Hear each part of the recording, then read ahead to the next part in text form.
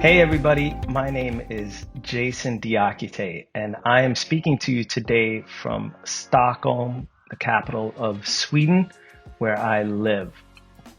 The reason I'm in Sweden is because my African American dad and my white American mom moved here in 1969 to, first and foremost, escape the pressures of being an interracial couple in New York City in the end of the 60s, but also because of my dad coming from a poor background, couldn't afford to get a higher education in the United States and was offered one in Sweden.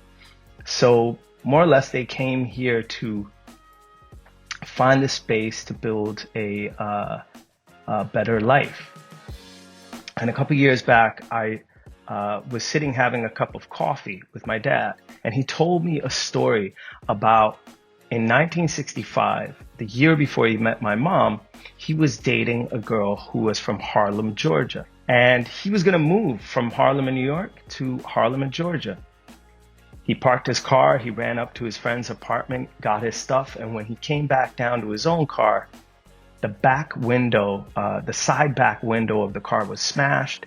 Now, my dad faithfully decided to continue the journey despite this. Lo and behold, outside of Lexington, South Carolina, he gets pulled over by a state trooper. So the state trooper called the sheriff. The sheriff came and they all went with my dad to the station.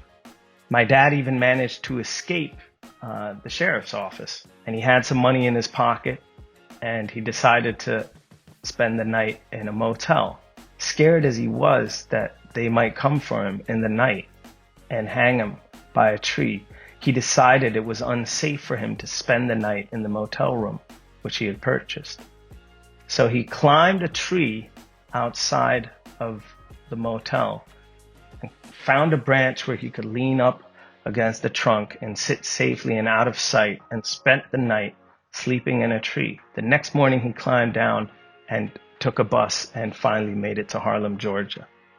I found this story so both comical, tragical, and telling that I wrote it all down. And I decided to find out and extract more stories like this from my dad and from my mom, to start collecting and archiving and cataloging the shards of stories that make up our family history.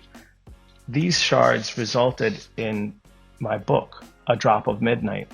For me, this was an important book to write on a deeper personal note, to kind of map out my heritage, this heritage that had caused me to be othered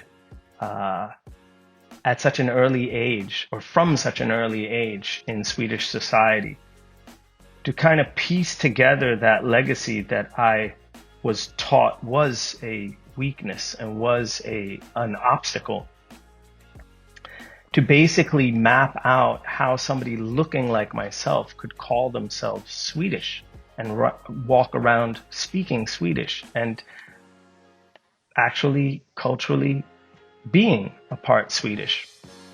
I think the most striking pieces of history that I realized when traveling in the South and then ending up in Harlem and writing a large portion of my book was that the structures and the infrastructure of the oppression of Black bodies in the United States is something that still very much exists and is alive. And it brought to mind a quote that I stumbled over by James Baldwin about history. History, as nearly no one seems to know, is not merely something to be read. And it does not refer merely or even principally to the past. On the contrary, the great force of history comes from the fact that we carry it within us, are unconsciously controlled by it in many ways. And history is literally present in all that we do. It could scarcely be otherwise, since it is our history that we owe our frames of reference, our identities, and our aspirations.